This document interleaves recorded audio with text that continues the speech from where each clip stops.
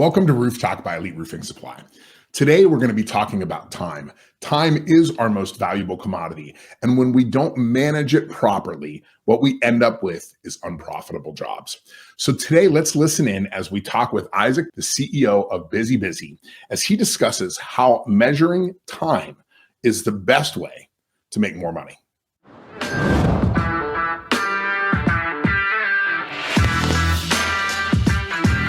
Today, we are talking time. And anybody that knows me knows I am really big on understanding time, how much time it takes to do things, why it takes that much time. And I've got an old friend here, somebody I've known for a while, actually been on multiple times. We've done recordings together over the last year or so. Isaac Barlow from BusyBusy. Isaac, welcome. Thanks, Derrick. I really love being here and always love the conversations. Yeah, I feel like we sort of, because of my lean background, we always sort of click on these things around the importance of tracking time. And I would say to you as a contractor, those of you who are listening, this is something that even big companies, we're talking in my consulting work, we're talking companies $250, $300 million, up to $500 million that don't understand time and how much time it takes to do things. And that means that they're going to really struggle with profitability, because the reality is if you don't accurately know time, not only can you not really figure out your cost, but your estimates are going to be inaccurate. You're susceptible to so many more problems in your business because you're not tracking time. And what I love about BusyBusy is you're really experts at tracking all of those kind of things. Isaac, maybe you can tell us a little bit about the background, because you guys have grown. Like you're not the little kid, this is not a garage startup anymore. you're a big boy. Thanks. Yeah, no, it's been a long process, project, but yeah. So I'll just be quick about it. So my background is, I am a contractor, grew up in the construction industry, literally right out of high school into the trenches, installing sewer and water lines and so forth. That is the trade that I was in, is excavation, utilities, underground, all that kind of stuff. And in 2007, I had a vision. I ended up managing all the processes, and I'm an analytical nerd, as you know. Yeah, as I am too. Yeah. I've always been that nerd. So I was always analyzing everything of the job site and basically trying to track everything myself. When I was running the projects, and then eventually as estimator and owner, I was just always trying to get all the analytical data. And probably most of the listeners know it's really hard in the construction industry to get all the data you need. And it's way easier today than it used to be. Okay. Yeah. It used to be really hard. I remember back in 2007, I had my secretary, she spent like 3 days a week just trying to get time out of the field, trying to get time from time card, just trying to get guys to tell us what time they worked last week. Yeah. And then trying to get them to tell us what they did. Like, where do we allocate this expense? And then I remember it was so hard for her even to interpret the information she did get. Like, she'd get these notes and these papers, and she's like, what in the hell? I don't even know how to, it's not legible. It's hard to understand. On the back of the Home Depot receipt, right? Or smudged with the burrito, with salsa. I get it. It happens. Oh, yeah. And then it's like you call them to get clarification. So she'd call them, and they're like, I don't know what I did last week. I can't even remember what I did yesterday. Isaac, what time did you leave the office last Thursday?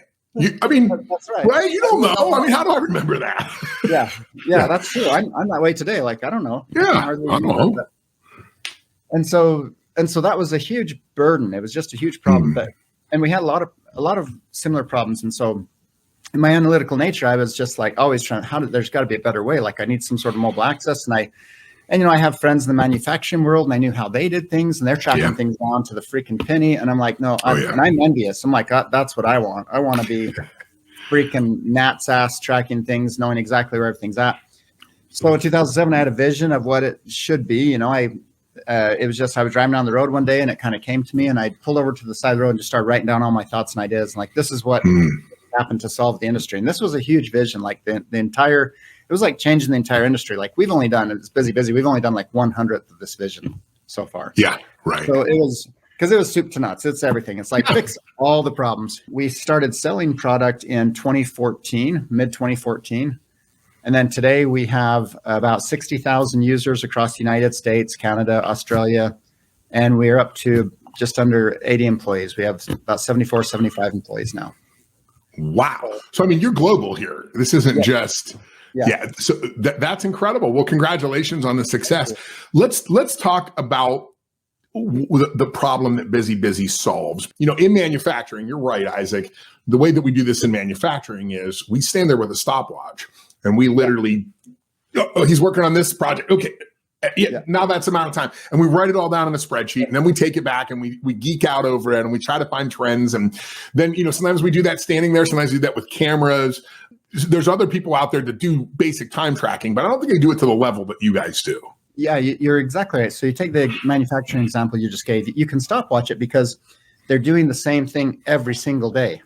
Yeah. And in the construction world, we need that same kind of data, but we're not doing the same thing every day. We do the same kind of tasks, overall, like say it's 100 different things we do and we do them overall, but they're almost never the same. And so we're doing things in a different case. And so BusyBusy focuses on that. And to jump back to what you said is, kind of the why, like to make it real easy. To me, it's best to look at it from an estimator's perspective. So my opinion, okay, you got the 3 E's. You estimate the job, you execute on the job, and then you evaluate the job. Okay, so we help you evaluate whether it went the way you estimate or not. Because there's that, there's your 2 columns in your spreadsheet, right? I estimated, I thought it would take this much materials, this much labor, this much manpower, resources, whatever. In my world, the excavation world, it's also equipment, right? Yeah. And then once you do the job, you should be able to run that second table and say, oh, here's what actually happened. And then you question why you're off. And did you win? Did you lose? Should you change your estimates next time? So the hardest variable there is always has been the labor, because the labor is the hardest thing. Like how long does it take you? How many man hours does it take you to accomplish a certain task? And that's what BusyBusy specializes in. We try to specialize in making sure you've got that data that comes back. I got to tell you, I'm just gonna predict here that everybody listening does the first one and the second one really, really well. And it might be the first time you ever heard of doing an evaluation or retrospective, but it is so important. Taking that 30 minutes to look back and analyze things and say, okay, what happened here? And then the next time we estimate, what can we do better? And see, this isn't just about adding money. It's about figuring out the right price for the job. Right. And if your price is right, everybody here knows this. If your price is right, you win the work. Yep. Right. If they trust you and they know you and they feel, comfortable with you, if your price is right, the customer signs. I think so many contractors make the mistake but they don't really know if they're making money. They're not doing a P&L on each project. They don't know if each project makes money. They know at the end of the year, well, we did okay. The other big thing is you having the confidence that you're presenting the right price to the customer. Yeah. When the customer comes to you and says, oh man, that's way too high. Sometimes it's just higher than their imagination, right? And so you've got to be able to have the confidence to respond, say, listen, man, I've done a million of these roofs and we track down to the gnat's ass. And I know exactly how much time it costs and all these things. And here's why it costs this much money. If you don't know your data, it really comes through your conversation with the customer. The customer can see you're not sure. If you're like flipping the coin and you're, estimating and you're not quite sure, they can sense that from you. And then that's an opportunity for them to pull you down 15%, 10%, whatever it is. But when someone says to you, your price is too high, what's the common response from a contractor? If a customer says your price is too high, what's the common response? Well, what were you thinking those would cost is what I'm going to ask. Yeah, that's not a good way to. It's not good. It's like the common response is, well, how high is it? And so the customer says, well, I think it's 10% too high. And you say, oh, okay, we could probably adjust 10%, right? That's not good negotiation. The way to negotiate properly is the customer says that seems pretty high. And your response should be defending your price. You should be able to say, look, this is why the cost is what it is. You can go hire someone that doesn't do the job properly. You can go hire someone that is going to build your roof in a way that it's going to leak and it's going to have problems, or you can hire someone that's going to do it right. And honestly, we do these jobs right. We do them full of quality. We track our time. We know exactly what this costs us, and we don't have excessive margins. So this is exactly what it costs. And if I'm your customer, every word out of your mouth has to be telling me, I don't want to hire someone that's going to risk my roof or all that stuff. And so when you answer me with confidence, I'm getting more and more trust that you're the guy I want to hire. Yeah. And I would say on top of that, Isaac, the other thing and this drives me crazy. We've completely, totally remodeled our house over the last year from roof to, concrete, poured foundations and did all sorts of things. And one of the things that no contractor ever is good at is estimating time, in the sense, not just on their dollars, but when will they complete the job? Yes. But it's just in general contracting. This is the thing that annoys customers. And being able to say to them, not only can you defend your price, but say, on top of that, I know we'll be out of here at 8 p.m. or 8 a.m. on this date. We'll be cleaning up and done, and my guy will be out there with a broom and shovel. That just gives a level of confidence that nobody else is going to do. That's right. Yeah, we're probably, as you know, depending on the customer, we're probably going to pay 10% more for that. We're like, oh, you know what you're doing. Happy to. Let's talk about the tech that BusyBusy has and how you're doing this. Are they doing it on their phone? Is it done at the jobs? How are you doing that? How are they tracking their time and applying job codes to it? So we have 3 ways to track time. So you can choose as the owner of your business, you can set it up however you want. Okay, you can either have your employees track their time directly off their phone. Okay. You can give them permissions that you want. Like people will say, well, I don't want to be too heavy-handed. Well, you can actually make it as light as you want. They can clock in, they can clock out. You can give them editing control if you want. So at the end of the day, they say, oh, no, that wasn't right. You can give them the ability. BusyBusy gives them the ability to allocate their time at the end of the day. Like, in other words, if you say, I want them to clock in and clock out on time, but as far as what they did, I'm okay with them adjusting that at the end of the day. You can do that. Okay. That's the first way to track time. The second way is you can let the supervisor track all their time. In other words, you clock the whole crew in, you clock the whole crew out, you manage the time. If you function as a crew and that's just how you do your business, the supervisor can do that. Yeah, a lot of concrete guys are like that, right? They show up, they do their pour, they're all getting back in the same truck and leaving at the same time. You don't need to have each one of them. That's right. So you can do it like that. And the third way is we can do a kiosk mode where you literally can set up a phone. It can be your phone or it can be an iPad, whatever. And someone comes in, punches in their code and clocks in, and it has biometric recognition and stuff like that. So you don't have buddy punching, all that thing. So you can basically say, how do I operate my business or what's best for me? And Busy pretty much can, you can customize it to how it works best for you on tracking your time. So what do you see? Obviously you've been successful in doing this. I think you said how many tens of thousands? There's lots of companies. Was it 60,000? 60,000. Yeah. Yeah. So obviously you've been a success, and the reason that you've been a success is because there's value there. So yes. What is the value that you would say your customers are seeing? What are they professing? Why are they continuing to work with you? What is it that they get out of the equation? The simple answer is money. They get money out of the equation. Yeah. So you take the 80-20 rule, okay? We have, if customers use 20% of BusyBusy and they're just really managing their time better, okay? Then most of our customers they'll make an average of 10 times what we charge them back. Like their profitability on using BusyBusy, they'll get, if they barely use it, they'll get at least 10 times back, right? Wow. If they're engaging in a little bit of the analytics, we've seen, on average, and when I say on average, I mean the average of customers that actually engage and start to use the information, they'll increase their profits by 30%. And I'm not even kidding, 30%. So wow, that's and now is that because, so I'm sorry to interrupt your flow, but is that because, I say this all the time, people only respect what you inspect. If you pay attention to clock in and clock out, guess what? Your overtime goes down. It just does, right? It's just the way it is. So I guess the question is are they getting more accurate data and thus labor costs is coming down? Or is it that they're getting more accurate data about labor that they're feeding back into their estimation process and being more and more accurate? Or is it a combination? I guess it's probably a combo. It's a combination. So I can give you a quick, simple story from one of our customers. 15 employees. These guys start using us, and I said, he's paying $140 a month or $150 a month because we're like $10 a month per person. Okay. Yeah. Okay.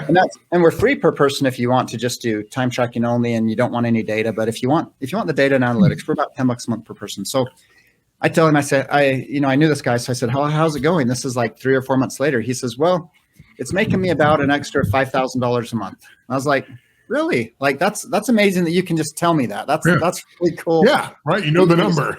Yeah. You know the number. That's kind of unique and amazing. And I said, well, how is that? And he did the 3 things you're saying. So first he says, first, my guys used to always get 40 hours a week.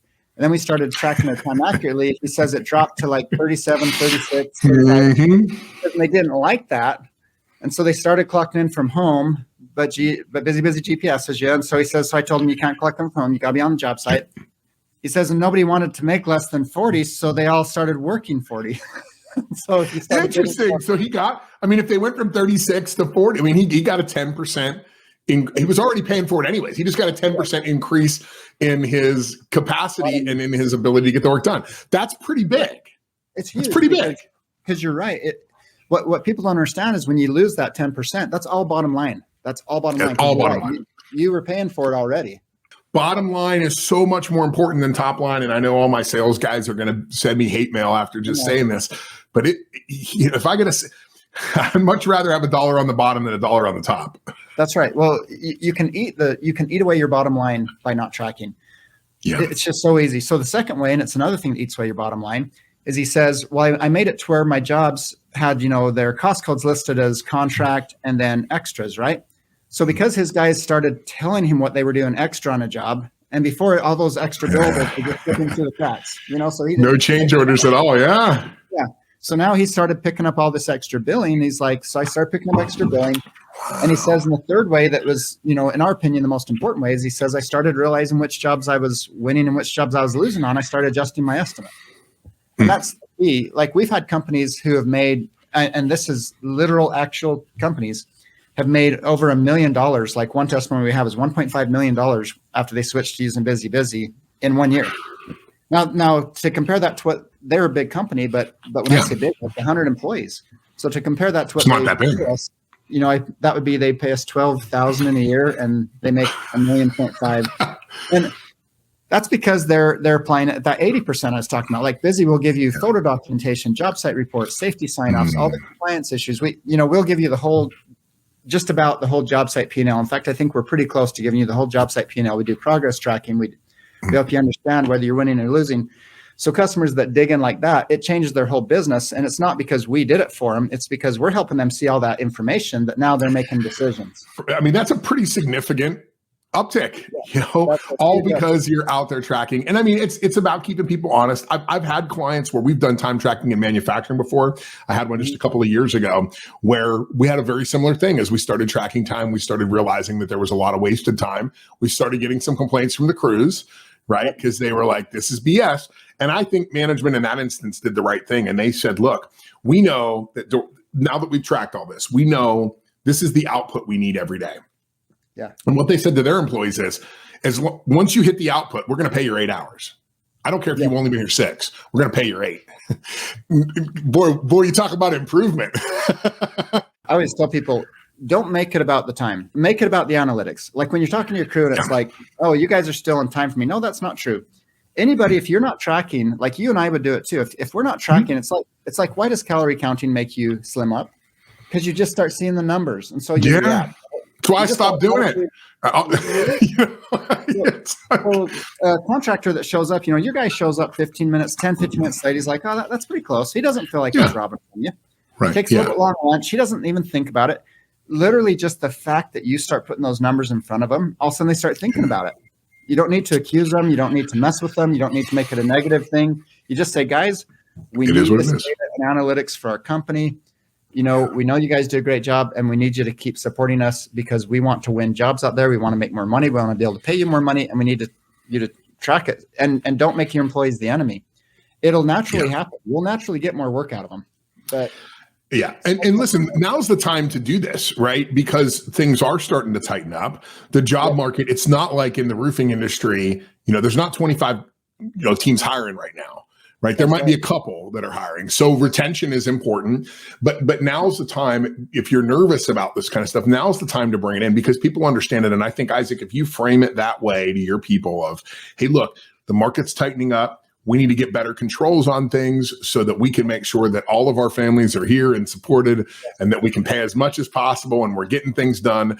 And the reality is this, accountability is very odd in the sense that you are going to have people that are going to push back. But you know who doesn't push back? The really good workers. Why? Because they were there the 40 hours anyways. And they're annoyed by the fact that Joe comes in 15 minutes late every single day, and they know it, right? I mean, and you've all heard this on the job site. It's like when Joe is always 15 minutes late and he shows up 14 minutes late.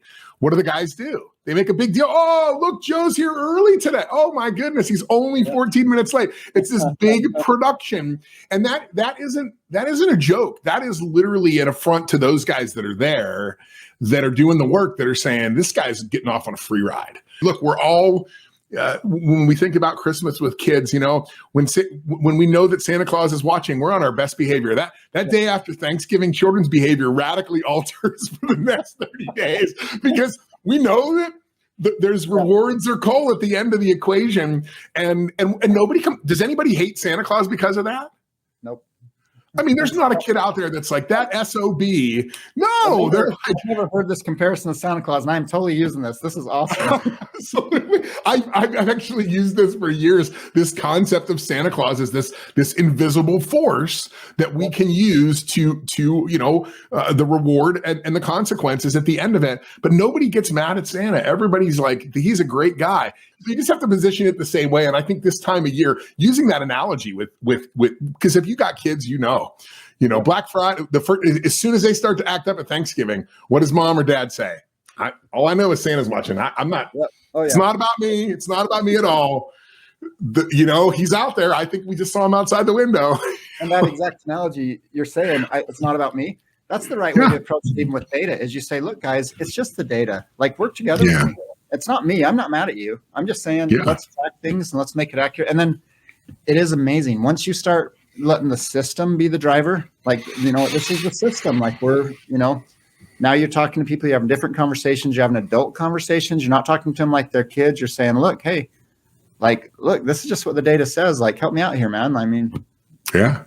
And they manage themselves, right? When that invisible, this invisible force of accountability is really something that we don't think enough about, but it does. I mean, think about how much of our lives with religion and with social constructs and all sorts of things, how much of our lives are dictated by some invisible force out in the distance, that's just keeping track of things. This is human nature. I mean, this is psychology. It's just, you just have to frame it properly. I'll give you my one statement I give when I go give presentations, and people are like, it's really a burden to track the data, and it's hard, and the guys just need to be doing their job.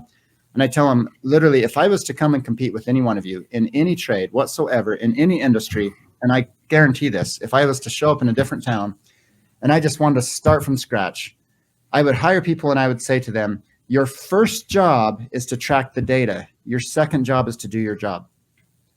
And within 2 years, I would outperform the majority. You'll eat everybody's lunch in the market. You will, for sure.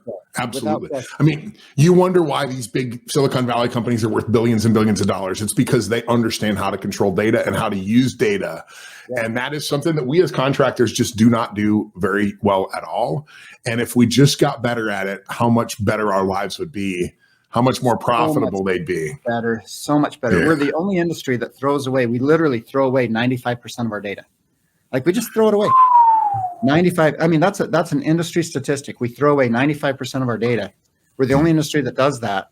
And we shouldn't, because all that data creates opportunities, and you learn more about yourself. And that's why I said within 2 years, I would outperform everybody, because all you do is you just start learning what's happening. And then as you learn what's happening, like you said with the manufacturing, you start making little adjustments. You're like, oh, I guess we should do this different. I guess we should do this different. And then your just success is coming, and it changes your culture.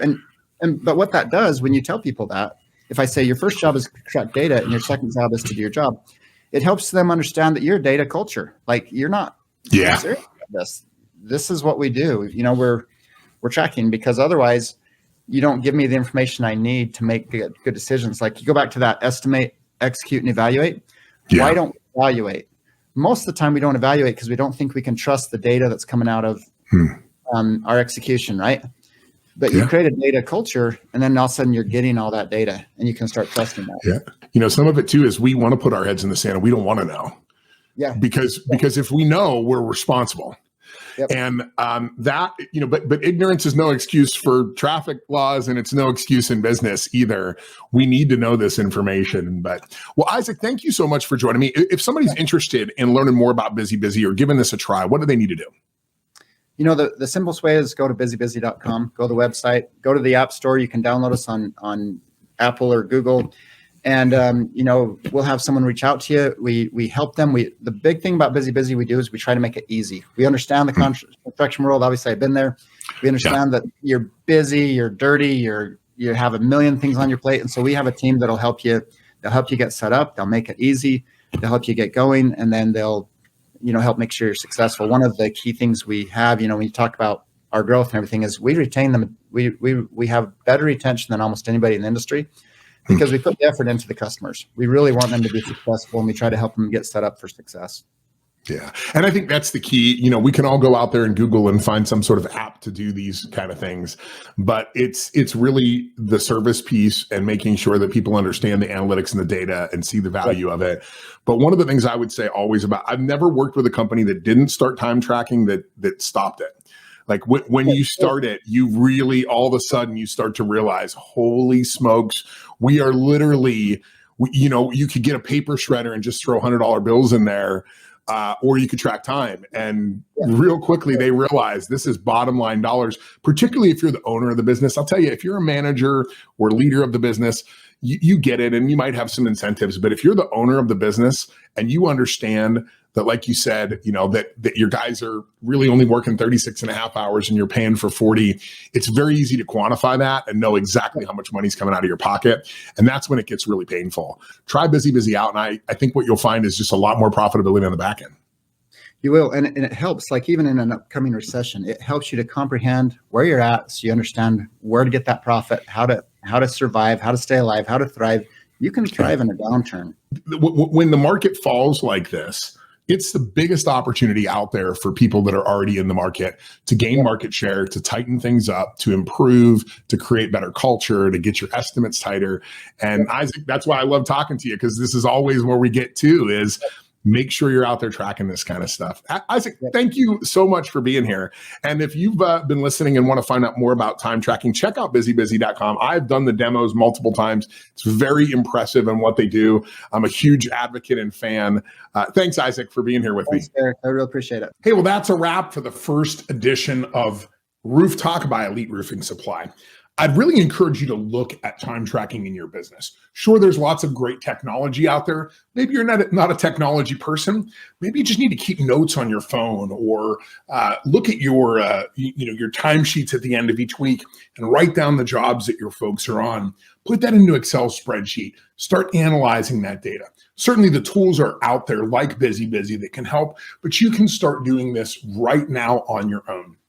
I encourage you to do it, because I think you're going to find, like many of the examples we talked about in this episode, that it's going to make you a lot more profitable.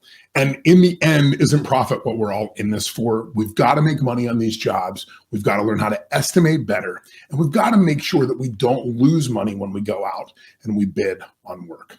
All right, well, until next time. And by the way, next episode, we're going to be talking about money inside your business. I have a great friend, Ashley Engel, who is the CEO of a company called Profit Matters. She also owns a big concrete company in Dallas, Texas, and has been around the construction business for over a decade. She really understands how to set up your books, how to think about payroll, how to think about taxes and cash reserves, and all of the things that we all know we should know a lot about.